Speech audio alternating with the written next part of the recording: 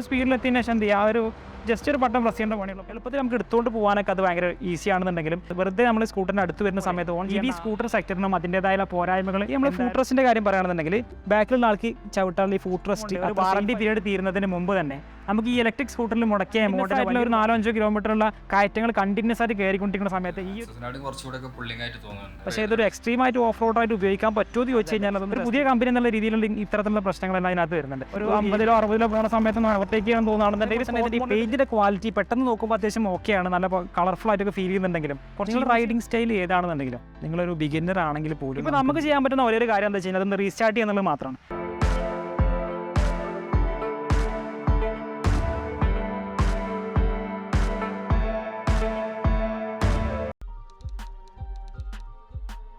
കുറച്ച് ദിവസങ്ങൾക്ക് മുമ്പ് എൻ്റെ ഒരു സുഹൃത്ത് ഒരു ഇലക്ട്രിക് സ്കൂട്ടർ പർച്ചേസ് ചെയ്തിട്ടുണ്ടായിരുന്നു. പർച്ചേസ് ചെയ്ത് വീട്ടിലെത്തിയ മുതൽ ഒരുപാട് സംശയങ്ങളും ചോദ്യങ്ങളാണ് അദ്ദേഹത്തിന് ഫേസ് ചെയ്യേണ്ടി വന്നത്. 2018 ഇന്ത്യയിൽ ഇപ്പോൾ കാണുന്ന ടൈപ്പിൽ പവർഫുൾ ആയിട്ടുള്ള ഇലക്ട്രിക് സ്കൂട്ടറുകൾ വന്നു തുടങ്ങിയെന്നുണ്ടെങ്കിലും ഇപ്പോഴും ഭയങ്കര ക്യൂരിയോസിറ്റിയും അതേപോലെ തന്നെ ഭയങ്കര സംശയത്തോടു കൂടിയാണ് നമ്മൾ ഇലക്ട്രിക് സ്കൂട്ടറുകൾ ഇപ്പോഴും ആളുകൾ കാണുന്നത്. ഇപ്പോൾ ഇന്ത്യയിൽ അവൈലബിൾ ആയിട്ടുള്ള ഏറ്റവും ടോപ്പ് മോഡലുകൾ ഒന്നായിട്ടുള്ള ഒല S1 Pro എന്നുള്ള ഒരു മോഡലുമായിട്ടാണ് നമ്മൾ ഇന്ന് എത്തിയിട്ടുള്ളത്. ഒരു ഫുൾ റിവ്യൂ ആണ് നമ്മൾ ചെയ്യാൻ ഉദ്ദേശിക്കുന്നത്. പരമാവധി ഇൻഫർമേഷൻ ഉൾപ്പെടുത്താൻ ശ്രമിച്ചിട്ടുണ്ട്. എല്ലാ ഡീറ്റെയിൽസും അറിയാൻ വേണ്ടിയിട്ട് ഈ വീഡിയോ ഫുള്ളായിട്ടൊന്ന് കാണുക. പ്രീവ്യൂ ലാഡേഴ്സിൻ്റെ ഒരു പുതിയൊരു വീഡിയോയിലേക്ക് എല്ലാവർക്കും സ്വാഗതം.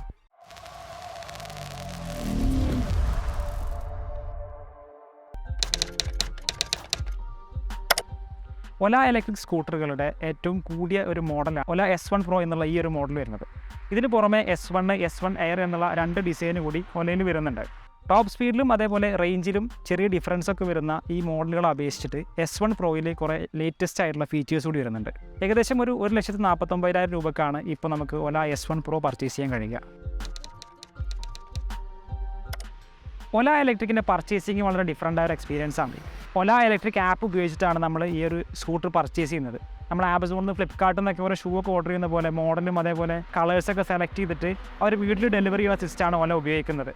പക്ഷേ ഇപ്പോൾ നമുക്ക് എക്സ്പീരിയൻസ് സെൻറ്ററിൽ പോയിട്ട് ഒരു ടെസ്റ്റ് ഡ്രൈവ് ചെയ്യുക അതേപോലെ തന്നെ ഡീറ്റെയിൽസ് കൂടുതലായി മനസ്സിലാക്കിയതിന് ശേഷം ഓർഡർ ചെയ്യാനുള്ള ഒരു ഫെസിലിറ്റി ഇപ്പോൾ അവൈലബിൾ ആണ്. ഈ പർച്ചേസ് ചെയ്യുന്ന സമയത്ത് കുറച്ച് ചാലഞ്ചിങ് ആയിട്ട് തോന്നിയിട്ടുള്ള ഒരു കാര്യം എന്താ വെച്ച് കഴിഞ്ഞാൽ നമ്മൾ ഈ ഒലയിൽ കോൺടാക്ട് ചെയ്യുന്ന സമയത്ത് പ്രത്യേകിച്ചും അവർ OTP ഒക്കെ വേണ്ടിയിട്ട് നമ്മൾ കോൺടാക്ട് ചെയ്യുമ്പോൾ ഇംഗ്ലീഷും ഹിന്ദിയും മാത്രം സംസാരിക്കുന്ന എക്സിക്യൂട്ടീവ്സാണ് അവർക്കുള്ളത്. വളരെ ഇമ്പോർട്ടൻ്റ് ആയ കൺഫർമേഷന് വേണ്ടിയിട്ടാണ് പലപ്പോഴും അവർ കോൺടാക്ട് ചെയ്യാറുള്ളത്. ഇപ്പോൾ നമ്മൾ ലാംഗ്വേജ് ഒരു ബുദ്ധിമുട്ടായിട്ട് പലപ്പോഴും ഫീൽ ചെയ്തായിട്ട് കണ്ടു.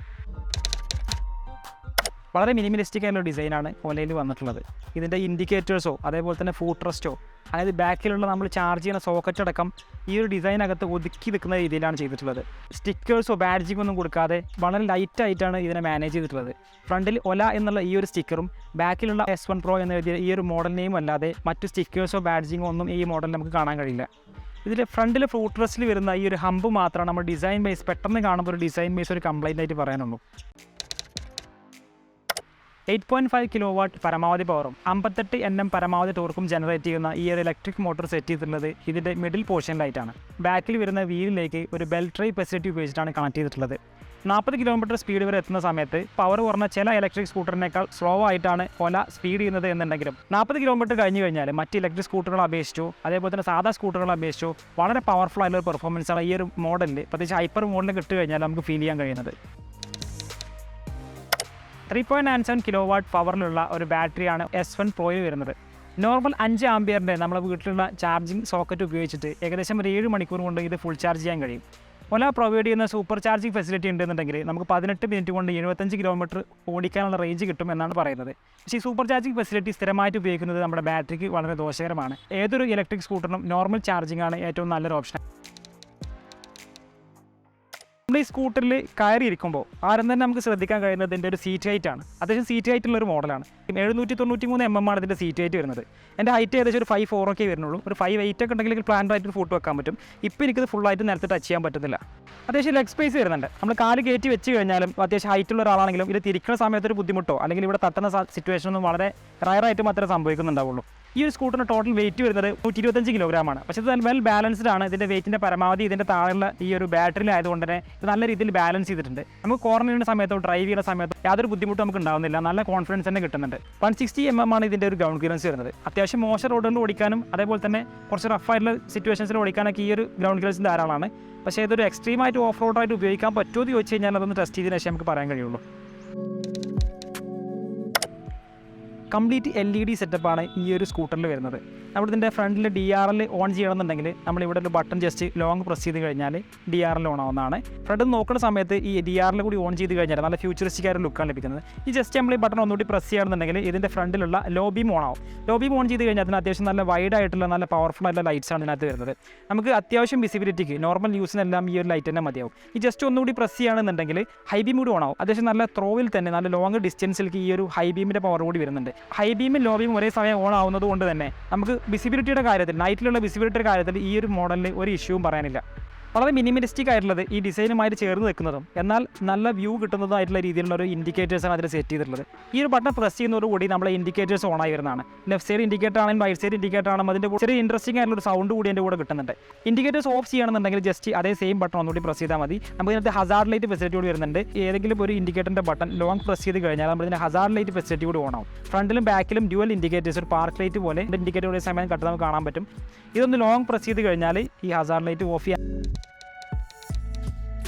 12 ഇഞ്ചിൻ്റെ വീലുകളാണ് നമുക്ക് ഈ ഓല S1 Pro എന്നുള്ള മോഡലിൽ വരുന്നത്.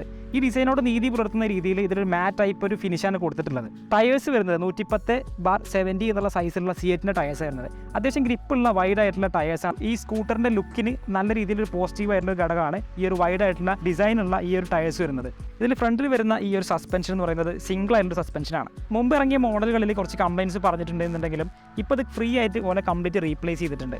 ഇതിൻ്റെ സസ്പെൻഷനെ പറ്റി പറയുകയാണെന്നുണ്ടെങ്കിൽ അത്യാവശ്യം സോഫ്റ്റ് ആയിട്ടുള്ള സസ്പെൻഷൻ തന്നെയാണ്. പക്ഷേ പെട്ടെന്നൊരു കുഴിയിലൊക്കെ ചാടുന്ന സമയത്ത് അത് നമ്മുടെ കയ്യിൽ ഫീൽ ചെയ്യുന്നുണ്ട്. അതിൻ്റെ ബാക്കിൽ ഒരു സസ്പെൻഷൻ വരുന്നത് ഒരു ഡിഫറൻ്റ് ആയിട്ടുള്ള രീതിയിലാണ് ഇത് സെറ്റ് ചെയ്തിട്ടുള്ളത്. അത്യാവശ്യം നല്ല സോഫ്റ്റ് ആയിട്ടുള്ള സസ്പെൻഷനാണ്. വലിയ രീതിയിലൊന്നും അടി ഫീൽ ചെയ്യുന്നുണ്ടെങ്കിലും കുറേ സമയമൊക്കെ യാത്ര ചെയ്യുന്ന സമയത്ത് നമുക്ക് ആ ഒരു ഫീൽ ശരിക്കും വരുന്നുണ്ട്. ഫ്രണ്ടിലും ബാക്കിലും ഡിസ്ക് ബ്രേക്സാണ് വരുന്നത്.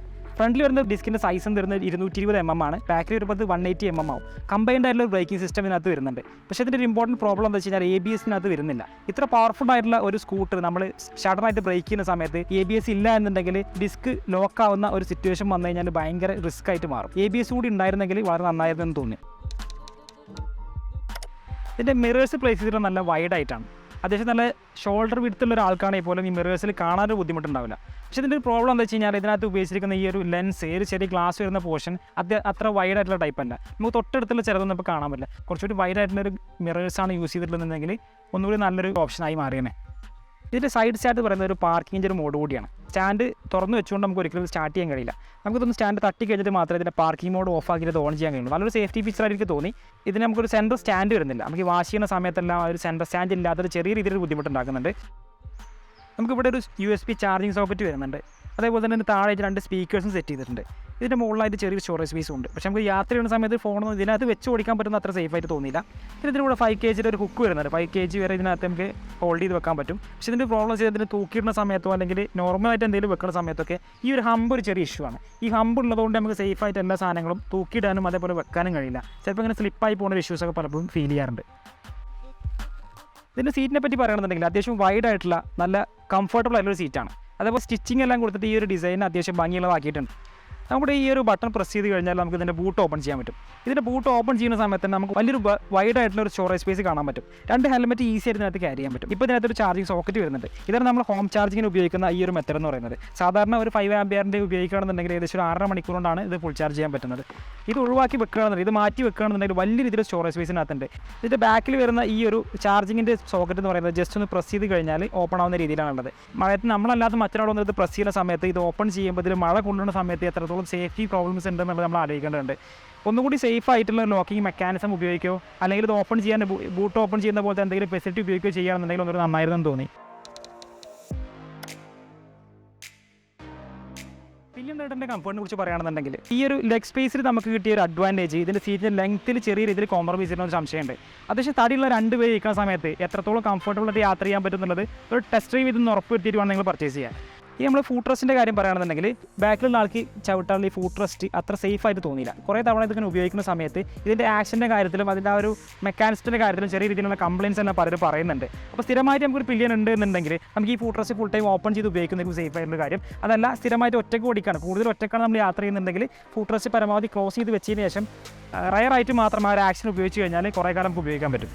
അതേപോലെ തന്നെ ഈ ഗ്രാബ് റെയിൽ നമ്മൾ കുറച്ച് ഇത്ര പവർഫുൾ ആയിട്ടുള്ളൊരു വണ്ടിയാണ്. ഒരു ഹൈപ്പർ മോഡിലൊക്കെ ഉപയോഗിക്കുന്ന സമയത്ത് നല്ല രീതിയിൽ പവർ ജനറേറ്റ് ചെയ്യുന്നുണ്ട്. അത്രയൊരു വാഹനം എന്നുള്ള നിലയിൽ ഇതിൻ്റെ ഈ ഗ്രാബ് റെയിൽ കുറച്ചുകൂടി സ്ട്രോങ് ആക്കാൻ പറ്റുന്നു. ഇത്രയും പവർഫുൾ ഒരു വാഹനത്തിനകത്ത് ഒരു ബാക്ക് റെസ്റ്റ് ഇല്ലാത്തതും വലിയൊരു പോരായ്മയായിട്ട് തോന്നി. ഈ ഒരു സ്കൂട്ടർ ഓൺ ചെയ്യാനെല്ലാം കംപ്ലീറ്റ് ആയിട്ട് ഒരു കീലെസ് മെത്തേഡാണ് ഉപയോഗിക്കുന്നത്. ഒന്നുകിൽ നമുക്ക് ഇതിനകത്ത് പാസ്വേഡ് കൊടുത്തിട്ട് അങ്ങനെ ഓൺ ചെയ്യാം, അല്ലെങ്കിൽ ഓല ഇലക്ട്രിക് ആപ്പ് ഉപയോഗിച്ചിട്ട് നമുക്ക് ലോക്ക് ചെയ്യാനോ അൺലോക്ക് ചെയ്യാനുള്ള ഫെസിലിറ്റി അതിനകത്ത് തന്നെ വരുന്നുണ്ട്. അതല്ലെങ്കിൽ അതിനകത്തുള്ള പ്രോക്സിമിറ്റി എന്നുള്ള ഓപ്ഷൻ കൂടി ഉപയോഗിക്കാം. അതാകുമ്പോൾ നമുക്ക് എന്താ വെച്ചാൽ ഒരു ഫോണുമായിട്ട് അടുത്ത് വരുന്ന സമയത്ത് അൺലോക്ക് ആവുകയും അതുപോലെ കുറച്ച് വിട്ടു പോകുന്ന സമയത്ത് ഇത് ലോക്ക് ചെയ്യുന്ന രീതിയിലുള്ള ഫെസിലിറ്റിയാണ്. അതിൻ്റേതായ പോസിറ്റീവ്സും നെഗറ്റീവ്സും ഉണ്ട്. എളുപ്പത്തിൽ നമുക്ക് എടുത്തുകൊണ്ട് പോകാനൊക്കെ അത് ഭയങ്കര ഈസി ആണെന്നുണ്ടെങ്കിലും വെറുതെ നമ്മൾ സ്കൂട്ടറിൻ്റെ അടുത്ത് വരുന്ന സമയത്ത് ഓൺ ചെയ്യേണ്ട ആവശ്യമില്ലാത്ത സമയത്ത് പോലും ഇതിങ്ങനെ ലോക്കാവും അൺലോക്കാവും ചെയ്യുന്ന ഒരു സൗണ്ട് കൂടി വരുമ്പോൾ നമുക്കൊരു ചെറിയ ഡിസ്കംഫർട്ടായിട്ട് ഫീൽ ചെയ്യാറുണ്ട്. ഇനി ഇതിൻ്റെ ഡിസ്പ്ലേയിലേക്ക് വരുമ്പോൾ ഇത് 7-inch ഡിസ്പ്ലേ ആണ് വരുന്നത്. TFT ഡിസ്പ്ലേ ആണ്. ഇത് ഹൈ എൻഡ് സ്പീഡായിട്ടൊന്നും ഫീൽ ചെയ്തില്ല. ചെറിയ രീതിയിലുള്ള സ്ലോവും ചെറിയ ലാഗെല്ലാം നമുക്ക് ഇതിനകത്ത് വരുന്നുണ്ട്. 3GB റാമാണ് ഈ ഒരു മോഡലിനകത്ത് വരുന്നത്. നമുക്ക് ഇതിനകത്ത് കിട്ടാവുന്ന ഡീറ്റെയിൽസ് എന്ന് പറയുന്നത് ഇതിനകത്ത് നമുക്ക് ഇതിൻ്റെ കിലോമീറ്റേഴ്സ് എത്ര കിലോമീറ്റേഴ്സിന് അതിനുള്ള ഈ ഒരു മോഡിനകത്ത് പോകാൻ പറ്റും, റേഞ്ച് എത്രത്തോളം ഉണ്ടെന്ന് കാണാം. ജസ്റ്റ് ഒന്ന് പ്രസ് ചെയ്ത് കഴിഞ്ഞാൽ എത്ര പെർസെൻറ്റേജ് ബാറ്ററി ബാലൻസ് ഉണ്ടെന്ന് അറിയാൻ പറ്റും. ഇപ്പോൾ ഇവിടെ നമുക്ക് ഇതിൻ്റെ സ്റ്റാൻഡിലാണെന്നുള്ള ഇൻഡിക്കേഷൻ കാണാൻ പറ്റുന്നുണ്ട്. ഇതിൻ്റെ ബ്ലൂടൂത്ത് വർക്കിംഗ് ആണെന്ന് കാണാൻ പറ്റുന്നുണ്ട്. ഞങ്ങളൊന്ന് സ്ക്രോൾ ചെയ്യുകയാണെന്നുണ്ടെങ്കിൽ തൊട്ടിപ്പുറത്ത് നമുക്ക് ഇതിനകത്ത് ഒരു നാവിഗേഷൻ ഫെസിലിറ്റി വരുന്നുണ്ട്. അത്യാവശ്യം ഫംഗ്ഷനിങ് ആണ്. നമുക്ക് കുറേയൊക്കെ സ്ഥലങ്ങളിൽ സെർച്ച് ചെയ്തിട്ട് ഉപയോഗിക്കാൻ പറ്റും. പക്ഷേ ഒരു ഇടയ്ക്ക് ഇതിൻ്റെ ഒരു GPS-ൻ്റെ കാര്യത്തിൽ ചെറിയ ഇഷ്യൂസൊക്കെ പറയുന്നുണ്ട്. ഇപ്പോൾ ഇങ്ങനെ റീകണക്ട് ആയിക്കൊണ്ടിരിക്കുകയോ ഒന്നൊരു സ്ക്രോൾ ചെയ്യുകയാണെന്നുണ്ടെങ്കിൽ നമുക്ക് മ്യൂസിക് കൺട്രോൾസും ഒക്കെ ഇതിനകത്ത് ചെയ്യാൻ പറ്റും. അപ്പോൾ ഫോൺ പെയർ ചെയ്യുകയാണെന്നുണ്ടെങ്കിൽ നമ്മൾ ബ്ലൂടൂത്ത് സ്പീക്കർ ഉപയോഗിക്കുന്ന പോലെ തന്നെ വളരെ കംഫർട്ടബിളായിട്ട് ഉപയോഗിക്കാൻ പറ്റും. ഇതിനകത്ത് വോയിസ് കൺട്രോൾ ചെയ്യാനും അതേപോലെ തന്നെ പ്ലേ പോസ്റ്റിൻ്റെ ആവശ്യത്തിന് വേണ്ടിയിട്ട് ഇതിനകത്ത് റൈറ്റ് സൈഡിലായിട്ട് 3 ബട്ടൺസ് കൂടി വരുന്നുണ്ട്. വോളിയം അപ്പ് ചെയ്യാനോ വോളിയം ഡൗൺ ചെയ്യാനൊക്കെ ഈ ഒരു ബട്ടൺസ് കൂടി ഉപയോഗിക്കാൻ പറ്റും. ഈ 2 സ്പീക്കർ ഉപയോഗിച്ചിട്ട് അത്യാവശ്യം സൗണ്ടിൽ തന്നെ കേൾക്കാൻ പറ്റുന്നുണ്ട്. അത്യാവശ്യം ക്വാളിറ്റിയിലും ചെയ്യാൻ പറ്റും. അതേപോലെ തന്നെ ഇതിനകത്ത് പാർട്ടി മോഡ് എന്നുള്ള ഓപ്ഷൻ വരുന്നുണ്ട്. നമ്മൾ മ്യൂസിക് പ്ലേ ചെയ്യുന്ന സമയത്ത് ഒരു ഓപ്ഷൻ സെറ്റ് ചെയ്ത് കഴിഞ്ഞാൽ നമുക്ക് ഇതിനകത്തുള്ള ഫ്രണ്ടിലുള്ള LED ഇൻഡിക്കേറ്റേഴ്സും അതേപോലെ തന്നെ DRL-ഉം ലൈറ്റെല്ലാം ഉപയോഗിച്ചിട്ട് ഒരു പാർട്ടി മോഡ്, ഒരു DJ സെറ്റപ്പ് നമുക്ക് ഫീൽ ചെയ്യുന്ന രീതിയിൽ ഒരു പാർട്ടി മോഡ് എന്നുള്ള ഒരു സ്പെഷ്യൽ ഫീച്ചർ കൂടി അവിടെ ഇതിനകത്ത് ആഡ് ചെയ്തിട്ടുണ്ട്. നമ്മൾ റൈറ്റിലേക്ക് വരികയാണെന്നുണ്ടെങ്കിൽ ഇതിൻ്റെ സെറ്റിംഗ്സ് വരുന്നത് ഡിസ്പ്ലേ നമുക്ക് വേണമെങ്കിൽ ഓട്ടോമാറ്റിക്കായിട്ട് ലൈറ്റും ഡാർക്കും ആക്കി മാറ്റാം. ഇരുട്ടുള്ള സമയങ്ങളിൽ ഓട്ടോമാറ്റിക്കായിട്ട് ഇതിൻ്റെ ഡാർക്ക് മോഡിലേക്ക് മാറുകയും അതല്ലാന്നുണ്ടെങ്കിൽ ലൈറ്റ് മോഡിൽ മാറുന്ന രീതിയിൽ അങ്ങനെ സെറ്റ് ചെയ്യാൻ പറ്റും. അതിനകത്ത് ബ്രൈറ്റ്നസ് അഡ്ജസ്റ്റ് ചെയ്യാൻ പറ്റുന്ന ഓപ്ഷൻ ഉണ്ട്. അതിനകത്ത് മീഡിയ വോളിയം നമുക്ക് കൺട്രോൾ ചെയ്യാനും അതേപോലെ തന്നെ അതിൻ്റെ സിസ്റ്റം സൗണ്ട്സ് നമ്മൾ ഈ ഒരു ഇൻഡിക്കേറ്റേഴ്സ് ഉപയോഗിക്കുന്ന സമയത്തും മറ്റുള്ള സമയത്തൊക്കെ അതിൻ്റെ സൗണ്ട്സ് മാനേജ് ചെയ്യാനുള്ള ഓപ്ഷൻ ഉണ്ട്. ലൈറ്റ്സിലേക്ക് വരികയാണെന്നുണ്ടെങ്കിൽ ഈ സേഫ്റ്റി ലൈറ്റ്സ് എന്നുള്ളത് നമ്മുടെ ഇൻഡിക്കേറ്റേഴ്സ് ഡബിൾ ഇൻഡിക്കേറ്റർ ഓൺ ചെയ്യാൻ വേണ്ടിയിട്ടുള്ള ഒരു ബട്ടണാണ്. ഇത് ഉപയോഗിച്ച് നമുക്ക് എന്ത് ചെയ്യാം, ഒരു ഹസാർഡ് ലൈറ്റ് ഫെസിലിറ്റി നമുക്ക് ഉപയോഗിക്കാൻ പറ്റും. അതേപോലെ തന്നെ DRL ഓൺ ചെയ്യാൻ ഇവിടെയും ഒരു ഫെസിലിറ്റി ഉണ്ട്. ഇതിനകത്ത് ബാറ്ററി സ്റ്റാറ്റ്സ് എന്നുള്ള ഡാറ്റ നമുക്ക് ഈ തൊട്ട് സെറ്റിംഗ്സിൻ്റെ ഇപ്പുറത്ത് തന്നെ കാണുന്നുണ്ട്. എത്ര പെർസെൻറ്റേജ് ബാറ്ററി ബാക്കപ്പ് ഉണ്ട്. അതേപോലെ തന്നെ എക്കോ മോഡിൽ ഓടിക്കുകയാണെന്നുണ്ടെങ്കിൽ ഇപ്പോൾ 122 കിലോമീറ്റർ കാണിക്കുന്നുണ്ട്. 71% 71% ചാർജിൽ എക്കോ മോഡിൽ ഉപയോഗിക്കുകയാണെന്നുണ്ടെങ്കിൽ നമുക്ക് 122 കിലോമീറ്റർ യാത്ര ചെയ്യാൻ പറ്റും. അതുപോലെ തന്നെ നോർമലിലാണെന്നുണ്ടെങ്കിൽ 99 കിലോമീറ്റർ, സ്പോർട്ടിലാണെങ്കിൽ 87 കിലോമീറ്റർ, ഹൈപ്പറിലാണെങ്കിൽ 71 കിലോമീറ്റർ. ഓരോ മോഡിനനുസരിച്ചുള്ള സ്പീഡ് നമുക്ക് എത്ര റേഞ്ച് കിട്ടും എന്നുള്ളത് നമുക്ക് ഇതിനകത്ത് നോക്കിയിട്ട് മനസ്സിലാക്കാൻ പറ്റും. അത് ഡിഗ്രി സെൽഷ്യസ് ആണ് ഇതിൻ്റെ ബാറ്ററി എന്നുള്ളത് നമുക്ക് ഇതിനകത്ത് തന്നെ സേഫ് ആണെന്നുള്ള ഒരു ഡീറ്റെയിൽസ് കൂടി ഇതിനകത്ത് വരുന്നുണ്ട്. ഒരു വെക്കേഷൻ മോഡ് എന്ന ഓപ്ഷൻ കൊടുത്തിട്ടുണ്ട്. കംപ്ലീറ്റ് ഇലക്ട്രിക്കലായിട്ട് വർക്ക് ചെയ്യുന്ന ഈ ഒരു വാഹനം നമ്മൾ കുറച്ച് സമയത്ത് നിർത്തിയിട്ടൊക്കെ ചെയ്യുന്ന സമയത്ത് പല രീതിയിലുള്ള കംപ്ലയിൻസ് വരാൻ സാധ്യതയുണ്ട്. അങ്ങനെയുള്ള നമുക്ക് ഈ വെക്കേഷൻ മോഡ് ഉപയോഗിക്കുകയാണെന്നുണ്ടെങ്കിൽ നമ്മൾ വെക്കേഷന് പോകുമ്പോൾ ഇടാൻ പറ്റിയ ഒരു മോഡ് എന്ന രീതിയിലാണ് ഇതിനകത്ത് കൊടുത്തിട്ടുള്ളത്. അത് നമുക്ക് ഈ ഒരു വണ്ടിയുടെ സേഫ്റ്റിക്ക് വളരെ നല്ലതായിട്ട് തോന്നി. നമ്മൾ ഡോക്യുമെൻറ്റ്സ്, നമ്മുടെ രജിസ്റ്റർ സർട്ടിഫിക്കറ്റ് പോലുള്ള ഡോക്യുമെൻറ്റ്സ് ഇതിനകത്ത് തന്നെ സ്റ്റോർ ചെയ്യാം. നമ്മൾ ക്യാരി ചെയ്ത് കൊണ്ടുപോകേണ്ട ആവശ്യമില്ല. അതുപോലെ സിസ്റ്റം അപ്ഡേറ്റ് വരുന്നുണ്ട്. ഇപ്പോൾ നിലവിൽ ഇത് ഉപയോഗിച്ചുകൊണ്ടിരിക്കുന്ന OS വരുന്നത് OS 3 ആണ്. ഫർദർ ആയിട്ടുള്ള അപ്ഡേറ്റ്സ് എല്ലാം ഇതിനകത്ത് നമുക്ക് ചെയ്യാൻ പറ്റും. ഇതിന് റൈഡിംഗ് അസിസ്റ്റൻസിൽ ഈ ഹോൾഡ് അസിസ്റ്റൻസ് എന്നത് കമ്മിങ് സൂൺ ആണ് കാണിക്കുന്നത്. ഇതിന് വേർഷൻ 4.0 ഒക്കെ അവർ അത് ഉൾപ്പെടുത്തുമായിരിക്കും. നമ്മളൊന്ന് റൈഡ് ചെയ്ത് നോക്കാൻ പോവാണ്. ജസ്റ്റ് ആദ്യം ഓൺ ചെയ്യാൻ വേണ്ടിയിട്ട് ഈ പവർ ബട്ടൺ പ്രസ് ചെയ്യാം. പാസ്വേഡ് അടിച്ചിട്ട് ഓപ്പൺ ചെയ്യാം. വണ്ടി സ്റ്റാർട്ടായിട്ടുള്ളൊരു ആനിമേഷൻ നമുക്ക് കാണാൻ പറ്റും. ഇതിപ്പോൾ വണ്ടി പാർക്കിംഗ് മോഡിലാണ് കാണിക്കുന്നത്. അതേപോലെ തന്നെ ഇവിടെ ഈ ഒരു അടിയിൽ സ്റ്റാൻഡിൻ്റെ ഒരു ഇൻഡിക്കേറ്റർ കാണിക്കുന്നുണ്ട്. സ്റ്റാൻഡിലിടുമ്പോൾ ഇത് പാർക്കിംഗ് മോഡിലാണ്, നമുക്ക് ഉപയോഗിക്കാൻ കഴിയില്ല. നമ്മൾ സ്റ്റാൻഡ് തട്ടിയിട്ട് ഒന്ന് സ്റ്റാർട്ട് ചെയ്ത് നോക്കാം. സ്റ്റാൻഡ് തട്ടിയിട്ട് ഈ പവർ ബട്ടൺ ജസ്റ്റ് ഒന്ന് പ്രസ് ചെയ്ത് കഴിഞ്ഞാൽ കിലോമീറ്റർ കാണിക്കുന്നുണ്ട്. അതേപോലെ താഴെ നോർമൽ എന്നുള്ള ഒരു മോഡിൻ്റെ ഒരു ഇൻഡിക്കേറ്റർ കാണിക്കുന്നുണ്ട്. വണ്ടി സ്റ്റാർട്ടായെന്ന് മനസ്സിലാക്കാൻ ഇത് മാത്രമേ ഉള്ളൂ. കാരണം എന്താ വെച്ചാൽ സൗണ്ടോ മറ്റു കാര്യങ്ങളോ ഓൺ ചെയ്ത ഒരു ഫീലൊന്നും ഇത് കിട്ടുന്നില്ല. ഒരു വൈബ്രേഷനോ മറ്റു കാര്യങ്ങളോ ഒന്നും തന്നെ ഇല്ല. അപ്പോൾ നമ്മളൊന്ന് ജസ്റ്റ് എടുത്ത് നോക്കുകയാണ്. നോർമൽ മോഡിൽ നമ്മൾ കൊടുക്കുന്ന സമയത്ത് വളരെ ഈസി ആയിട്ടാണ് കയറി പോകുന്നത്. ഒരു പവർ ഇഷ്യൂ ഒന്നും ഫീൽ ചെയ്യുന്നില്ല. നോർമൽ മോഡിൽ തന്നെ വളരെ ഈസി ആയിട്ട് 2 പേരുണ്ടപ്പോൾ ഒരു പില്ലിയനോട് കൂടിയാണ് യാത്ര ചെയ്യുന്നത്. പക്ഷേ ഈസി ആയിട്ട് തന്നെ വണ്ടി കയറിപ്പോയി. നല്ല പവർ തന്നെ ഫീൽ ചെയ്യുന്നുണ്ട്. ഇതിൽ ഏറ്റവും ഹൈലൈറ്റ് വരുന്നത് ഇതിനകത്തൊരു 4 മോഡുകളിൽ നമുക്ക് ഈ വെഹിക്കിൾ ഉപയോഗിക്കാൻ പറ്റും. അപ്പോൾ അതിന് ഏറ്റവും ലോ മോഡ് എന്ന് പറയുന്നത് എക്കോ മോഡാണ്. എക്കോ മോഡ് എന്ന് പറയുമ്പോൾ ഏകദേശം ഒരു 180 കിലോമീറ്റർ വരെ റേഞ്ച് കിട്ടുന്നതാണ് കമ്പനി പറയുന്നത്. എന്നാലൊരു 150ൻ്റെ മുകളിൽ എന്തായാലും കിട്ടേണ്ടതാണ്. അപ്പോൾ അത് ഓൺ ചെയ്യണമെന്നുണ്ടെങ്കിൽ നമ്മൾ ഈ ഒരു mode button just long press ചെയ്ത് കഴിഞ്ഞാൽ എക്കോ എന്നുള്ള ഇൻഡിക്കേഷൻ താഴെ കാണിക്കും. എക്കോ മോഡ് ഉപയോഗിക്കുമ്പോൾ പ്രോബ്ലം എന്താ വെച്ച് കഴിഞ്ഞാൽ പരമാവധി 40 കിലോമീറ്റർ വരെ സ്പീഡ് മാത്രമേ ഇതിന് കിട്ടുള്ളൂ. അതുപോലെ തന്നെ ശരിക്കും ആക്സലറേഷൻ കൂടുതൽ കൊടുക്കുന്ന സമയത്ത് ഒരു പവർ ജനറേറ്റ് ചെയ്യുന്നൊരു ഫീൽ നമുക്ക് കിട്ടില്ല. ഒരു പവർ കുറഞ്ഞൊരു സ്കൂട്ടർ ഉപയോഗിക്കുന്ന പോലെയാണ് നമുക്ക് എക്കോ മോഡിൽ ഫീൽ ചെയ്യുക. പക്ഷേ 180 കിലോമീറ്റർ റേഞ്ച് ഈ ഒരു മോഡിൽ നമുക്ക് കിട്ടുന്നതാണ്. ജസ്റ്റ് ഒന്നുകൂടി പ്രസ് ചെയ്ത് കഴിഞ്ഞാൽ നോർമൽ മോഡിലെത്തി. നോർമൽ മോഡ് എന്ന് പറയുമ്പോൾ അത്യാവശ്യം കുറച്ചുകൂടി പവർഫുള്ളാണ്. ഒരു 50-60 സ്പീഡിലൊക്കെ വളരെ ഈസി ആയിട്ട് നമുക്ക് ക്രൂസ് ചെയ്ത് പോകാൻ പറ്റുന്ന രീതിയിലുള്ള മോഡാണ് നോർമൽ മോഡ് എന്ന് വരുന്നത്. 130 മുതൽ 140 വരെ റേഞ്ച് നമുക്ക് ആ നോർമൽ മോഡിന് കിട്ടും. അത്യാവശ്യം പവറുണ്ട്. നമുക്കൊരു സ്പീഡ് കുറച്ച് ക്യാച്ച് ചെയ്യണം തോന്നുകയാണെന്നുണ്ടെങ്കിലൊക്കെ നോർമലായിട്ട് യൂസ് ചെയ്യാൻ ഈ ഒരു മോഡ് ഉപയോഗിച്ചാൽ മതിയാവും. ഇനി ഒന്നുകൂടി പ്രസ് ചെയ്യുകയാണെന്നുണ്ടെങ്കിൽ നേരെ സ്പോർട്ട് മോഡിൽ വേണം. സ്പോർട്ട് മോഡ് എന്ന് പറഞ്ഞാൽ വളരെ കുറച്ച് പവർഫുൾ ആയ മോഡാണ്. അപ്പോൾ ഒരു ഓവർടേക്ക് ചെയ്യേണ്ട സമയത്ത് ഒരു 50-ലോ 60-ലോ പോകുന്ന സമയത്ത് ഓവർടേക്ക് ചെയ്യാൻ തോന്നുകയാണെന്നുണ്ടെങ്കിൽ സ്പോർട്ട് മോഡിലിട്ട് ജസ്റ്റ് ഒന്ന് വലിപ്പിച്ചാൽ തന്നെ നല്ല പവറിൽ കയറി പോകും. ഈ ഒരു മോഡിൽ നമ്മൾ ഉപയോഗിക്കുകയാണെന്നുണ്ടെങ്കിൽ ഏകദേശം ഒരു 100 കിലോമീറ്റേഴ്സോളം റേഞ്ച് നമുക്ക് കിട്ടും. ഒലസൺ പോളിൽ മാത്രം സ്പെഷ്യലായിട്ട് ഹൈപ്പർ എന്നുള്ള മോഡ് തന്നെയുണ്ട്. ഹൈപ്പർ മോഡ് എന്ന് പറഞ്ഞാൽ ശരിക്കും ഒരു വല്ലാത്തൊരു പവർഫുൾ ആയിട്ടുള്ള മോഡാണ്. ഒരു ബീസ്റ്റ് മോഡ് എന്നൊക്കെ പറയാം. ഭയങ്കര പവർഫുള്ളാണ്. നമ്മളൊരു 100 കിലോമീറ്റർ സ്പീഡിലൊക്കെ എത്താന്നൊക്കെ പറഞ്ഞാൽ വളരെ ഈസിയാണ്. ഓവർടേക്കിംഗ് എന്ന് മാത്രമല്ല എന്ത് ആവശ്യത്തിനും ഭയങ്കര ഈസി ആയിട്ട് കയറി പോകുന്നൊരു മോഡാണ് ഈ ഹൈപ്പർ മോഡ് എന്ന് പറയുന്നത്. ഇതിൽ നമുക്ക് 116 കിലോമീറ്റർ വരെ പരമാവധി സ്പീഡിൽ വളരെ എളുപ്പത്തിൽ തന്നെ ആ കിലോമീറ്ററൊക്കെ അച്ചീവ് ചെയ്യാൻ പറ്റുന്നുണ്ട്. പക്ഷേ ഇതിൻ്റെ റേഞ്ച് എത്രത്തോളം കിട്ടും എന്നുള്ളത് നമുക്ക് കറക്റ്റ് അറിയില്ല. കാരണം അത്ര പവർഫുൾ ആകുമ്പോൾ എന്തായാലും റേഞ്ചിൻ്റെ കാര്യത്തിൽ വലിയ രീതിയിലൊരു ഡ്രോപ്പ് ഉണ്ടാകുന്ന കാര്യത്തിൽ സംശയമൊന്നുമില്ല. ക്രൂസ് കൺട്രോളിൻ്റെ ഓപ്ഷൻ വരുന്നുണ്ട്. അത്യാവശ്യം നല്ലൊരു പ്രീമിയം ആയിട്ടുള്ള ഓപ്ഷനായിരിക്കും തോന്നി. 20 കിലോമീറ്ററിന് മുകളിൽ പോകുന്ന സമയത്ത് നമ്മൾ ഈ 6 ബട്ടൺ പ്രസ് ചെയ്ത് കഴിഞ്ഞാൽ നമ്മൾ ക്രൂസ് കൺട്രോൾ ആക്ടിവേറ്റ് ആയി. ഏത് സ്പീഡിലാണോ നമ്മൾ ആ ഒരു ക്രൂസ് കൺട്രോൾ ഉപയോഗിക്കുന്നത് ആ സ്പീഡിലിപ്പോൾ യാത്ര ചെയ്യാൻ പറ്റും. ഇപ്പോൾ നമ്മൾ റൈറ്റ് ഹാൻഡ് ഫുൾ ഫ്രീ ആണ്. ഇത് ഫ്രീ ആയിട്ട് 37 കിലോമീറ്ററിൽ കണ്ടിന്യൂസ് ആയിട്ട് ഡ്രൈവ് ചെയ്യാൻ പറ്റുന്നുണ്ട്. ഒന്ന് ആക്സലറേഷൻ ഒന്ന് കൊടുത്തു കഴിഞ്ഞാലോ അല്ലെങ്കിൽ ബ്രേക്സ് ജസ്റ്റ് ഒന്ന് പ്രസ് ചെയ്ത് കഴിഞ്ഞാൽ ഈ ക്രൂസ് കൺട്രോൾ ഡീആക്ടിവേറ്റ് ആവും. അപ്പോൾ അതിനൊരു സേഫ്റ്റി ഇഷ്യൂ ഒന്നുമില്ല. നമുക്ക് ഇത്ര നേരം ഓപ്പൺ ആയിട്ടുള്ള റോഡൊക്കെ കിട്ടുന്ന സമയത്ത് നമുക്ക് ഈസി ആയിട്ട് കുറച്ച് സ്പീഡിലെത്തിയതിന് ശേഷം എന്ത് ചെയ്യുക, ആ ഒരു ജസ്റ്റ് ഒരു ബട്ടൺ പ്രസ് ചെയ്യേണ്ട പണിയുള്ളൂ. അപ്പോൾ അത് ക്രൂസ് കൺട്രോളാണ് ഓടിക്കൊണ്ടിരിക്കുന്നത്. വളരെ കംഫർട്ടബിൾ ആയിട്ടൊരു ഓപ്ഷനാണ്. ആ ഒരു ഫ്യൂച്ചറിസ്റ്റിക് ആയിട്ടുള്ള നല്ലൊരു മെത്തേഡ് ചെറിയൊരു പ്രൈസിൽ തന്നെ നമുക്ക് കിട്ടുന്നുണ്ട്. ഇതിൽ റൈഡ് ലിങ്കിക്ക് വരുമ്പോൾ ഇതിൽ 3 ഓപ്ഷൻ കൊടുത്തിട്ടുണ്ട്. റീജനറേറ്റീവ് ബ്രേക്കിംഗ് എന്നുള്ളൊരു ഓപ്ഷനാണ് അതിനകത്ത് വരുന്നത്. ഇത് അത്യാവശ്യം ഒരു ഇൻട്രസ്റ്റിംഗ് ആയ സംഭവം തന്നെയാണ്. നമ്മൾ നോർമൽ ബൈക്കോ സ്കൂട്ടറൊക്കെ ഉപയോഗിക്കുന്ന സമയത്ത് നമ്മൾ ആക്സലേഷൻ ഒഴിവാക്കി കഴിഞ്ഞാൽ ഒരു ചെറിയൊരു സ്ലോ നമുക്ക് ഫീൽ ചെയ്യാറുണ്ട്. ആ ഒരു ഫീലിംഗ് നമുക്ക് ഈ ഇതിൽ കിട്ടാൻ വേണ്ടിയിട്ടാണ് ഈ റീജനറേറ്റീവ് ബ്രേക്കിംഗ് ഫെസിലിറ്റി കൊടുത്തിട്ടുള്ളത്. ഇതിനകത്ത് ചെയ്യുന്ന സമയത്ത് 2 ഗുണങ്ങളാണുള്ളത്. ഒന്നെന്ന് വെച്ചാൽ നമ്മൾ ഈ ഒരു ഓപ്ഷൻ ഉപയോഗിക്കുമ്പോൾ നമ്മൾ ബ്രേക്ക് ചെയ്യുന്ന സമയത്ത് അല്ലെങ്കിൽ സ്ലോ ചെയ്യുന്ന സമയത്ത് പവർ ഉപയോഗിച്ചിട്ട് തിരിച്ച് ചാർജ് ചെയ്യാനുള്ള ഒരു ഫെസിലിറ്റി ഇതിനകത്തുണ്ട്. നമ്മൾ ഹൈയിൽ ഉപയോഗിക്കുകയാണെന്നുണ്ടെങ്കിൽ കുറച്ചുകൂടി ഒരു ആക്സലേഷൻ വിട്ട് കഴിഞ്ഞാൽ ഒന്ന് പെട്ടെന്ന് സ്ലോ ആവുന്ന രീതിയിലാണ് വരിക.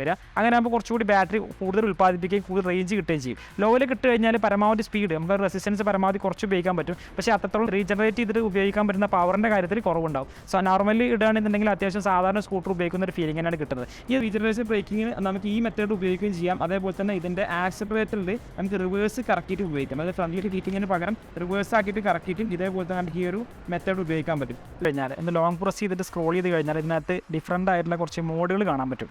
ഇതിനകത്ത് ബോൾട്ട് എന്നുള്ള ഓപ്ഷനാണ് നിലവിൽ കിടക്കുന്നത്. അതേപോലെ എക്ലിപ്സ് എന്നൊരു ഓപ്ഷൻ കാണാനുണ്ട്. അതേപോലെ വിൻറ്റേജ് എന്നൊരു ഓപ്ഷനുണ്ട്. ഇതിനകത്ത് ഡിഫറൻ്റ് ആയിട്ടുള്ള സൗണ്ടും വരുന്നുണ്ട്. നമ്മൾ റൈഡ് ചെയ്യുന്ന സമയത്തിൻ്റെ സൗണ്ടിൻ്റെ കാര്യത്തിലും ചെറിയ വ്യത്യാസം വരുന്നുണ്ട്. വിൻറ്റേജ് എന്നുള്ളൊരു ഓപ്ഷനിൽ സെറ്റ് ചെയ്യുകയാണെന്നുണ്ടെങ്കിൽ ഈ ഒരു രീതിയിലുള്ള സൗണ്ടാണ് വിൻറ്റേജ് എന്നുള്ള ഓപ്ഷനകത്ത് വരുന്നത്. അതേപോലെ തന്നെ ഇതിനകത്ത് ബോൾട്ട് ആണ് ഉപയോഗിക്കുന്നുണ്ടെങ്കിൽ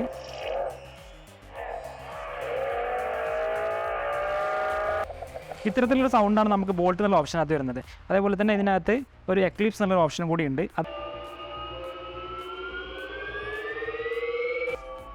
ഈ ഒരു ടൈപ്പ് സൗണ്ടാണ് എക്ലിപ്സ് എന്നുള്ളതിൽ വരുന്നത്. അപ്പോൾ ഇതൊക്കെ എത്രത്തോളം പ്രാക്ടിക്കലായിട്ട് ഉപയോഗിക്കാൻ പറ്റും എന്നുള്ള കാര്യം നമുക്ക് സംശയമാണ്. അതേപോലെ തന്നെ ഇതിൻ്റെ വോയിസ് നമുക്ക് ഓഫ് ചെയ്തിട്ട് ഉപയോഗിക്കാം. റിവേഴ്സ് മോഡ് എന്നുള്ള ഫെസിലിറ്റി കൂടി S1 Pro വരുന്നുണ്ട്. ഈ റിവേഴ്സ് മോഡ് ജസ്റ്റ് പ്രസ് ചെയ്ത് കഴിഞ്ഞാൽ ഇതിൻ്റെ ഡിസ്പ്ലേയിൽ ചെറിയ ചേഞ്ച് വരും. ഒരു ചെറിയ സൗണ്ട് നമ്മൾ സ്പീക്കറിനകത്ത് കേൾക്കാൻ പറ്റും. ഇത് നമ്മൾ ജസ്റ്റ് ഇങ്ങനെ പിന്നിലോട്ട് വലിക്കുന്ന സമയത്ത് ചെറിയ രീതിയിൽ അസിസ്റ്റൻസ് വരും. നമ്മൾ ഈ ആക്സിലറേഷൻ തിരിച്ച് പിടിക്കുകയാണെന്നുണ്ടെങ്കിൽ കുറച്ചുകൂടി സ്പീഡ് ആവുന്ന രീതിയിൽ എന്ത് ചെയ്യുക, അത് പിന്നിലോട്ട് വരുന്നുണ്ട്. നമ്മൾ പെട്ടെന്ന് ഒരു പാർക്കിംഗ് ലോട്ടിൽ കുടുങ്ങുന്ന സമയത്തോ അല്ലെങ്കിൽ കുറച്ച് റിസ്ക്കുള്ള സ്ഥലത്തൊക്കെ കുടുങ്ങി കഴിഞ്ഞാൽ നമുക്ക് ഈ ഒരു മെത്തേഡ് ഉപയോഗിച്ച് എന്ത് ചെയ്യുക, സിമ്പിളായിട്ട് ബാക്കിലോട്ട് എടുത്തിട്ട് ഈസിയായിട്ട് എടുത്തുകൊണ്ട് പോകാൻ പറ്റും. പീരിയോഡിക് ആയിട്ടുള്ള സർവീസ് ഒന്നും മൂല ഇതിനകത്ത് കൊടുക്കുന്നില്ല. നമുക്ക് എന്തെങ്കിലും കംപ്ലയിൻസ് വരുന്ന സമയത്ത് സർവീസ് ചെയ്യുക എന്നുള്ളൊരു മെത്തേഡാണ് ഉപയോഗിച്ചിട്ടുള്ളത്. നോർമലി ഇതിനകത്ത് വേറെ ടയർ പറയാനുള്ളത് ടയേഴ്സും അതേപോലെ തന്നെ ഡിസ്ക് ബ്രേക്സും മാത്രമേ ഉള്ളൂ. മറ്റ് കംപ്ലയിൻസ് ഒന്നും പെട്ടെന്നൊന്നും വരാനില്ല. പക്ഷേ കുറേ കാലം ഉപയോഗിക്കുമ്പോൾ ചിലപ്പോൾ ഡിസ്കോ അല്ലെങ്കിൽ മറ്റ് കോമ്പണൻസ് ഒക്കെ മാറ്റേണ്ടി വന്നേക്കാം. ഇപ്പോൾ നിലവിലുള്ള സർവീസ് ഫെസിലിറ്റി ഉപയോഗിച്ചിട്ട് അവരുടെ സർവീസ് സെൻറ്ററിലേക്ക് എത്തിക്കുക അല്ലെങ്കിൽ റോഡ് സൈഡ് അസിസ്റ്റൻസ് പ്രകാരം അവർ നമ്മളടുത്തേക്ക് എത്തുകയാണ് ചെയ്യുന്നത്. അതിൻ്റെ എഫിഷ്യൻസി എത്രത്തോളം ഉണ്ടാവും എന്നുള്ളത് എപ്പോഴും ഒരു ഡൗട്ട് തന്നെയാണ്. പെട്ടെന്ന് സർവീസ് ചെയ്യാൻ പറ്റുന്ന ആളുകളെ പുറത്തേക്ക് കിട്ടുന്നതോ അതല്ലെങ്കിൽ ഈ സർവീസ് സെൻറ്ററുകളുടെ എണ്ണം വളരെ രീതിയിൽ കൂടുതൽ ചെയ്താൽ മാത്രമേ നമുക്കിത് ആ ഒരു സർവീസ് സെക്ടറിൻ്റെ കാര്യത്തിൽ പെർഫെക്റ്റ് ആണെന്ന് പറയാൻ കഴിയുള്ളൂ. പെട്ടെന്ന് ഒരു സ്ഥലത്ത് കുടുങ്ങുന്ന സമയത്ത് നമുക്കൊരു സർവീസ് സെൻറ്ററിലേക്ക് എത്തിക്കാൻ പറ്റാതിരിക്കുകയോ അല്ലെങ്കിൽ പുറത്തുനിന്ന് സർവീസ് ചെയ്യാൻ കഴിയാതിരിക്കുന്ന സമയത്ത് അതൊരു ചെറിയ ബുദ്ധിമുട്ട് തന്നെയാണ്. ഇപ്പോൾ നമുക്ക് ചെയ്യാൻ പറ്റുന്ന ഒരേ കാര്യം എന്താ വെച്ച് കഴിഞ്ഞാൽ അതൊന്ന് റീസ്റ്റാർട്ട് ചെയ്യുന്നത് മാത്രമാണ്. റീസ്റ്റാർട്ട് ചെയ്യണമെന്നുണ്ടെങ്കിൽ നമുക്ക് ഈ ഒരു പവർ ബട്ടണും അതേപോലെ തന്നെ യാർ എന്നുള്ള ബട്ടണും ലോങ് പ്രസ് ചെയ്ത് കഴിഞ്ഞാൽ നമുക്ക് റീസ്റ്റാർട്ട് ചെയ്യാൻ പറ്റും. ആ ഒരു ഓപ്ഷൻ മാത്രമേ ഇപ്പോൾ നമുക്ക് മാനുവലായിട്ട് ചെയ്യാൻ പറ്റുള്ളൂ. ഇതിൽ ഉപയോഗിച്ചിരിക്കുന്ന കോമ്പണൻസിൻ്റെ ക്വാളിറ്റി, എസ്പെഷ്യലി ഈ ഒരു പ്ലാസ്റ്റിക്കിൻ്റെ ക്വാളിറ്റി, അതേപോലെ തന്നെ ചെറിയ പോർഷൻസ് എല്ലാം കുറച്ച് ഉപയോഗിച്ച് കഴിഞ്ഞാൽ ചെറിയ രീതിയിലുള്ള ഒരു ഇളക്കം ചെറിയ സൗണ്ടൊക്കെ ഫീൽ ചെയ്യുന്നുണ്ട്. ഇപ്പോൾ തന്നെ ചെറിയ രീതിയിലുള്ള സൗണ്ടെല്ലാം നമ്മൾ വളരെ കുറച്ച് കിലോമീറ്റർ ഓടിച്ചിട്ടുള്ളൂ എന്നുണ്ടെങ്കിലും ഇതിനകത്തുനിന്ന് ചെറുതായിട്ടൊക്കെ സൗണ്ട് വരുന്നുണ്ട്.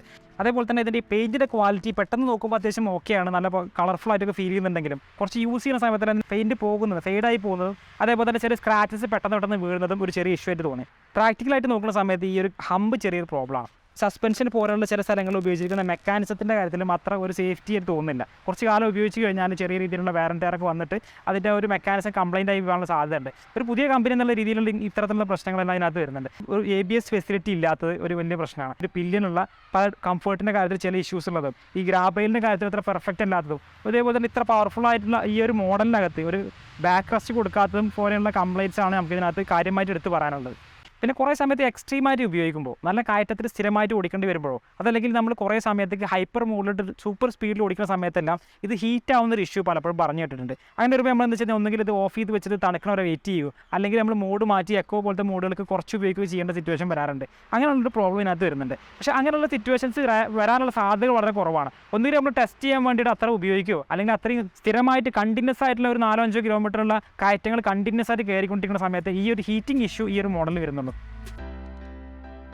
ഒല എന്നുള്ള കമ്പനി ചെയ്യുന്ന ചില കാര്യങ്ങൾ കൺസിഡർ ചെയ്യുമ്പോൾ പ്രത്യേകിച്ചും അവർ ഈ സോഫ്റ്റ്വെയർ അപ്ഡേറ്റ് ഉപയോഗിച്ചിട്ട് എക്സിസ്റ്റിംഗ് കസ്റ്റമേഴ്സിന് പുതുതായിട്ടുള്ള ഫീച്ചേഴ്സ് കൊടുക്കുന്നതും അതേപോലെ അത്യാവശ്യം കംപ്ലൈൻറ്റ് പറഞ്ഞപ്പോൾ തന്നെ അവർ ആ ഒരു ഫ്രണ്ടിലുള്ള സസ്പെൻഷൻ മാറ്റി എല്ലാവർക്കും ഫ്രീ ആയിട്ട് മാറ്റി കൊടുക്കാനുള്ള ഒരു ഡിസിഷൻ എടുത്തതും സ്വന്തമായിട്ട് ബാറ്ററി ഉണ്ടാക്കാനും അതേപോലെ സർവീസ് സെൻ്ററുകളുടെ എണ്ണം കൂട്ടാനും അവരെടുക്കുന്ന ഈ എഫേർട്ട് കൂടി കൺസിഡർ ചെയ്യുമ്പോൾ ഒല എന്നുള്ള ബ്രാൻഡിൻ്റെ ക്രെഡിബിലിറ്റി വർദ്ധിച്ചു വരുന്നുണ്ട്. 100,000 യൂണിറ്റുകൾ ഇതുവരെ ഒല എന്നുള്ള കമ്പനി സെയിൽ ചെയ്ത് കഴിഞ്ഞു. അവർക്ക് വളരെ വലിയ ഗ്രോത്തുള്ള ഒരു സെയിൽസാണ് ഇപ്പോൾ നമുക്ക് കാണാൻ പറ്റുന്നത്. അത്രയും വെഹിക്കിൾസ് അവരുടെ ഈ ഒരു സർവീസ് ഫെസിലിറ്റി ഉപയോഗിച്ചിട്ട് ഈ റോഡ് സൈഡ് അസിസ്റ്റൻസ് പോലുള്ള സർവീസ് ഫെസിലിറ്റി ഉപയോഗിച്ചിട്ട് ഒരു സർവീസ് ചെയ്ത് കൊണ്ടുപോകാൻ കഴിയുമോ എന്നുള്ളത് ഇത്രയും പെട്ടെന്ന് ഗ്രോ ചെയ്തുകൊണ്ടിരിക്കുന്ന ഈ ഒരു സെയിൽസിനനുസരിച്ചിട്ട് അവരുടെ സർവീസ് സെൻ്ററുകളുടെ എണ്ണം വർദ്ധിപ്പിക്കാൻ കഴിയുമെന്നുള്ളതും ചെറിയൊരു ആശങ്ക ഉണ്ടാക്കുന്നുണ്ട്. ഈ 2 കാര്യങ്ങൾ കൂടി കറക്റ്റ് ചെയ്യാൻ പറ്റിയാൽ ഒല എന്നുള്ള കമ്പനിക്ക് ഭാവിയിൽ വളരെ വലിയൊരു ഗ്രോത്ത് ഉണ്ടാകുന്ന കാര്യത്തിൽ യാതൊരു സംശയവുമില്ല. അതിൽ ഒരു 70 കിലോമീറ്ററോളൊക്കെ റണ്ണിങ് വരുന്നുണ്ട്. അപ്പോൾ പെട്രോൾ ചാർജ് ഏകദേശം ഒരു 70 കിലോമീറ്റർ ഓടാൻ ഏകദേശം ഒരു 150 രൂപ എക്സ്പെൻസ് വരുന്നുണ്ട്. ഇലക്ട്രിക്കിനാകുമ്പോൾ ഏകദേശം ഇലക്ട്രിക് ബില്ല് ഒരു 20 രൂപ തോതിൽ വരുന്നുണ്ടാവും. കാരണം കൊണ്ടാണ് ഇലക്ട്രിക് മാറാനുള്ള കാരണം. ഇത് ആക്സസിനാടി കുറച്ചുകൂടെ ഒക്കെ പുള്ളിങ് ആയിട്ട് തോന്നുന്നുണ്ട്. ഇപ്പോൾ ഏതൊരു ടെസ്റ്റ് ചെയ്തിട്ടുണ്ട്, ഒല ടെസ്റ്റ് ചെയ്തിട്ടുണ്ട്. പക്ഷേ ഏതൊരുനാടി കുറച്ചുകൂടി വണ്ടി പുള്ളിങ് ആയിട്ട് എനിക്ക് തോന്നിയത് പോലെയാണ്. അത് ചാർജിങ്ങിൽ ഏകദേശം 140 കിലോമീറ്ററോളം വണ്ടി ഓടാൻ കഴിയുന്നുണ്ടാവും. നോർമൽ മോഡിൽ തന്നെ ഇത് അത്ര ഓടാൻ കഴിയുന്നുണ്ടാവും. എക്കോ മോഡ് എന്ന സംഭവം അതൊക്കെ ഏകദേശമായിട്ടാണ് 170-150 കിലോമീറ്ററോളം വണ്ടി ഓടാൻ കഴിയുന്നത്. സാറ്റിസ്ഫൈഡ് ആണ്, കുഴപ്പമൊന്നുമില്ല. ഇലക്ട്രിക്കൽ ഏറ്റവും നല്ല മൂവിങ്ങുള്ള വണ്ടി തന്നെയാണ്. ഇതിൽ കാര്യമായിട്ട് കംപ്ലൈൻസ് ആയിട്ട് ഫീൽ ചെയ്ത് എന്തെങ്കിലും കംപ്ലൈൻ്റ് ആയിട്ട് എനിക്കൊന്നും തോന്നിയിട്ടൊന്നുമില്ല. കാല് വെക്കുന്ന ഭാഗത്തുള്ള മറ്റേ ഒരു ഹമ്പ് പോലെ സംഭവമുണ്ട്. അതാകുമ്പോൾ നമുക്ക് സാധനങ്ങളൊന്നും കൊണ്ടുവെക്കാൻ ചെറിയ ബുദ്ധിമുട്ടാണ്. വണ്ടി ഞാൻ ബുക്ക് ചെയ്തിട്ട് ഏകദേശം ഒരു 12-13 ദിവസം കൊണ്ട് വണ്ടി റെഡി ആയിട്ടുണ്ട്. ഒല എയ്ത്തർ പോലുള്ള സ്റ്റാർട്ടപ്പ് കമ്പനികളാണ് ഇപ്പോൾ ഈ EV സ്കൂട്ടർ മാർക്കറ്റിൽ കൂടുതലായിട്ട് ഇറങ്ങിക്കൊണ്ടിരിക്കുന്നത്. കോമ്പറ്റീറ്റീവ് ആയിട്ടുള്ള പ്രൈസിങ്ങും അതേപോലെ തന്നെ ഇൻട്രസ്റ്റിംഗ് ആയിട്ടുള്ള കുറേ ഫീച്ചേഴ്സ് കൂടി കൊടുക്കുന്നതുകൊണ്ടാണ് ഇത്തരം കമ്പനികൾ ഇപ്പോൾ മുന്നിട്ട് നിൽക്കുന്നത്. ബജാജ്, ഹീറോ പോലെയുള്ള നോർമൽ സ്കൂട്ടേഴ്സ് മാനുഫാക്ചർ ചെയ്തിരുന്ന കമ്പനികളെല്ലാം 1-2 മോഡലുകൾ ഇറക്കിയിട്ടും കുറച്ച് ഡിസൈൻസ് എല്ലാം മാർക്കറ്റിൽ അവതരിപ്പിച്ചുകൊണ്ട് ഇപ്പോൾ ഈ ഒരു EV സെക്ടറിലേക്ക് വരവറിയിച്ചു കഴിഞ്ഞു. ഏതൊരു പുതിയ സെക്ടറിനെ പോലെ EV സ്കൂട്ടർ സെക്ടറിനും അതിൻ്റേതായ പോരായ്മകൾ എന്തായാലും ഉണ്ട്. സർവീസ് ചെയ്യാൻ കഴിയുന്ന ആളുകളുടെ ഒരു അഭാവം, നമ്മൾ ഇഷ്ടംപോലെ ഈസി ആയിട്ട് ചാർജ് ചെയ്യാൻ പറ്റുന്ന ഫെസിലിറ്റീസിൻ്റെ കുറവും, അതേപോലെ തന്നെ മണിക്കൂറുകൾ എടുക്കുന്ന ഈ ഒരു ചാർജിങ്ങിൻ്റെ മെത്തേഡും, അങ്ങനെയുള്ള കുറച്ച് പ്രശ്നങ്ങളെല്ലാം EV സ്കൂട്ടറിൽ നമുക്ക് കാണാൻ പറ്റും. അതേപോലെ തന്നെ നമുക്ക് ഈ ബാറ്ററിയുടെ പ്രൈസിൻ്റെ കാര്യത്തിൽ മാറ്റുന്ന സമയത്ത് ബാറ്ററിയുടെ പ്രൈസ് എത്രത്തോളം വരും, അതേപോലെ മറ്റ് കംപ്ലൈൻറ്റ്സ് എന്തെങ്കിലും കോമ്പണൻസ് മാറ്റേണ്ടി വരുമോ, അങ്ങനെയുള്ള കാര്യങ്ങളെല്ലാം ഒരു സംശയം നിലനിൽക്കുന്നുണ്ട്. EV സ്കൂട്ടറുകളുടെ ഒരു പ്രധാനപ്പെട്ട അഡ്വാൻറ്റേജ് എന്ന് വെച്ച് കഴിഞ്ഞാൽ ഇതിൽ കോസ്റ്റിലുള്ള വലിയൊരു ചേഞ്ചാണ്. ഉള്ള ഈ ഒരു ഇലക്ട്രിസിറ്റി പ്രൈസും അതേപോലെ തന്നെ പെട്രോൾ പ്രൈസും കൺസിഡർ ചെയ്യുന്ന സമയത്ത് 1 കിലോമീറ്റർ യാത്ര ചെയ്യാൻ മിനിമം ഒരു 3 രൂപയുടെയെങ്കിലും ഡിഫറൻസ് റണ്ണിങ് കോസ്റ്റിൻ്റെ കാര്യത്തിലും മെയിൻ്റനൻസ് കോസ്റ്റിൻ്റെ കാര്യത്തിലും ഇപ്പോൾ വരുന്നുണ്ട്. ഇപ്പോൾ ലേറ്റസ്റ്റ് ആയിട്ട് വരുന്ന EV സ്കൂട്ടർ മോഡലുകളിലെല്ലാം മിനിമം ഒരു 3 വർഷത്തേക്ക് ബാറ്ററിയുടെ കാര്യത്തിലും മറ്റ് കോമ്പണൻസിൻ്റെ കാര്യത്തിലും അവർ വാറണ്ടി പറയുന്നുണ്ട്. ഈ 2 കാര്യങ്ങൾ കൺസിഡർ ചെയ്യുന്ന സമയത്ത് നമുക്കൊരു 3 വർഷം കൊണ്ട് ഒരു വാറണ്ടി പീരീഡ് തീരുന്നതിന് മുമ്പ് തന്നെ നമുക്ക് ഈ ഇലക്ട്രിക് സ്കൂട്ടറിൽ മുടക്കിയ എമൗണ്ടിൻ്റെ വലിയൊരു ഭാഗം നമുക്ക് ലാഭമായിട്ട് എടുക്കാൻ കഴിഞ്ഞു കഴിഞ്ഞാൽ പിന്നീട് വരുന്ന ചിലവുകൾ ബാറ്ററി ചേഞ്ച് ചെയ്യാനായാലും അതേപോലെ തന്നെ മറ്റു മെയിൻ്റനൻസ് നമുക്ക് അറിയാത്ത പല മെയിൻ്റനൻസ് കോസ്റ്റുകളും വരാൻ സാധ്യതയുണ്ട്. അതെല്ലാം വരുന്ന സമയത്ത് നമുക്ക് കുറച്ചുകൂടി ഈസി ആയിട്ട് അതിനെ മാനേജ് ചെയ്യാൻ പറ്റും. നിങ്ങൾക്ക് ഡെയിലി ഒരു 40 കിലോമീറ്റർ വരെ 100 കിലോമീറ്റർ വരെയുള്ള റേഞ്ചിൽ സ്ഥിരമായിട്ട് ഓടിക്കാനുണ്ടെന്നുണ്ടെങ്കിൽ സ്ഥിരമായിട്ട് വലിയ കയറ്റങ്ങൾ വരുന്ന ഒരു ടെറൈനിലല്ല നിങ്ങളുടെ ഏരിയ എന്നുണ്ടെങ്കിൽ മുമ്പ് പറഞ്ഞിട്ടുള്ള ഈ കംപ്ലയിൻസ് എല്ലാം കൺസിഡർ ചെയ്തുകൊണ്ട് നിങ്ങൾക്ക് EVയെ കുറിച്ച് പരിഗണിക്കാവുന്നതാണ്. പക്ഷേ നിങ്ങൾ കുറച്ച് വെയിറ്റ് ചെയ്യാൻ തയ്യാറാണ് എന്നുണ്ടെങ്കിൽ ഇപ്പോൾ നിലവിലുള്ള ഈ ഒരു മാനുഫാക്ചറിങ് കമ്പനികളായിട്ടുള്ള പുതിയ സ്റ്റാർട്ടപ്പ് കമ്പനികളും ഹീറോ, ബജാജ് പോലെയുള്ള കമ്പനികളൊക്കെ ഈ കംപ്ലയിൻസ് എല്ലാം പരമാവധി പരിഹരിച്ചുകൊണ്ട് പുതിയൊരു മോഡലുമായിട്ട് വരുന്നത് വരെ നമുക്ക് കാത്തിരിക്കുകയും ചെയ്യാം. ഇപ്പോൾ നമുക്ക് പർച്ചേസ് ചെയ്യാൻ പറ്റുന്ന ഇലക്ട്രിക് സ്കൂട്ടറുകളിൽ ഏറ്റവും കൂടുതൽ റേഞ്ചും അതേപോലെ ടോപ്പ് സ്പീഡും അവകാശപ്പെടുന്ന മോഡലുകളിൽ ഒന്നാണ് ഒല S1 Pro എന്ന് പറയുന്നത്. റിവേഴ്സ് മോഡ്, ക്രൂസ് കൺട്രോൾ പോലെയുള്ള വളരെ ഉപകാരപ്രദമായിട്ടുള്ള ഒരുപാട് ഫെസിലിറ്റീസിൻ്റെ കൂടെ തന്നെ മ്യൂസിക് പ്ലേയിങ്, അതേപോലെ ഡിഫറൻറ്റ് സൗണ്ടിൽ യൂസ് ചെയ്യാൻ പറ്റുന്നത്, പാർട്ടി മോഡ് പോലെയുള്ള വളരെ ഫാൻസി ആയിട്ടുള്ള ഫീച്ചേഴ്സ് കൂടി ചേരുമ്പോൾ 1,50,000 രൂപ എന്നുള്ളൊരു പ്രൈസ് റേഞ്ചിൽ ഒല S1 Pro എന്നുള്ളത് തീർച്ചയായിട്ടും കൺസിഡർ ചെയ്യാൻ പറ്റുന്ന ഒരു മോഡലാണ്. പക്ഷേ ഒരു പുതിയ കമ്പനിയുടെ ഒരു പുതിയ മോഡൽ എന്നുള്ള നിലയിൽ ഒല S1 Pro പർച്ചേസ് ചെയ്യുന്നതിന് മുമ്പായിട്ട് നമുക്ക് ഇതിൻ്റെ കംപ്ലയിൻസ് കൂടി കൺസിഡർ ചെയ്യേണ്ടതുണ്ട്. ഉപയോഗിച്ചിരിക്കുന്ന ഈ ഒരു കോമ്പണൻസിൻ്റെ ക്വാളിറ്റി, പ്രത്യേകിച്ചും ഈ ഒരു പ്ലാസ്റ്റിക്കിൻ്റെ ക്വാളിറ്റി, മറ്റു മെക്കാനിസംസിൽ ഉപയോഗിച്ചിട്ടുള്ള ചെറിയ ചെറിയ കംപ്ലയിൻസ്, അതേപോലെ പില്യൻ റൈഡറിൻ്റെ കാര്യത്തിൽ ഇവർ കൊടുത്തിട്ടുള്ള സേഫ്റ്റി ചെറിയ പ്രോബ്ലംസ്, ഇതെല്ലാം കൂടി ഇതിൻ്റെ ഒരു കംപ്ലയിൻസ് ആയിട്ട് നമുക്ക് എടുത്ത് പറയാവുന്നതാണ്. ഒരു 40 കിലോമീറ്റർ മുതൽ 100 കിലോമീറ്റർ വരെ റേഞ്ചിൽ നിങ്ങൾക്ക് സ്ഥിരമായിട്ട് ഓടിക്കാനുണ്ടെങ്കിൽ മുമ്പ് പറഞ്ഞിട്ടുള്ള ഈ കംപ്ലയിൻസ് കൂടി കൺസിഡർ ചെയ്തിട്ട് നിങ്ങളുടെ റൈഡിങ് സ്റ്റൈൽ ഏതാണെന്നുണ്ടെങ്കിലും, നിങ്ങളൊരു ബിഗിന്നർ ആണെങ്കിൽ പോലും നമുക്ക് എന്ത് ചെയ്യാം, ഈ ഒരു റൈഡിങ് മോഡ്സൊക്കെ ഉപയോഗിച്ചിട്ട് ഇതിനെ നല്ലൊരു സിറ്റി റൈഡറായിട്ടും അതേപോലെ ഒരു 100 കിലോമീറ്ററിൽ താഴെ ഉപയോഗിക്കാവുന്ന ഹൈവേ റൈഡിങ്ങിന് കൂടി ഈ സ്കൂട്ടർ നമുക്ക് ഉപയോഗിക്കാൻ പറ്റും. ഒല S1 Pro എന്നുള്ള ഈ മോഡലിനെ പറ്റിയിട്ടും അതേപോലെ കോമൺ ആയിട്ട് EV സ്കൂട്ടറുകളെ പറ്റിയിട്ടും നല്ലൊരു ഇൻഫർമേഷൻ നിങ്ങൾക്ക് തരാൻ കഴിഞ്ഞു എന്ന് വിശ്വസിക്കുന്നു. ഇതുപോലെ ഇൻഫർമേറ്റീവ് ആയിട്ടുള്ള ഇൻട്രസ്റ്റിംഗ് ആയിട്ടുള്ള സബ്ജക്റ്റുകൾക്ക് വേണ്ടിയിട്ട് ഈ ഒരു ചാനൽ നിങ്ങൾക്ക് ഫോളോ ചെയ്യാം. Thank you for watching the video. See you next time.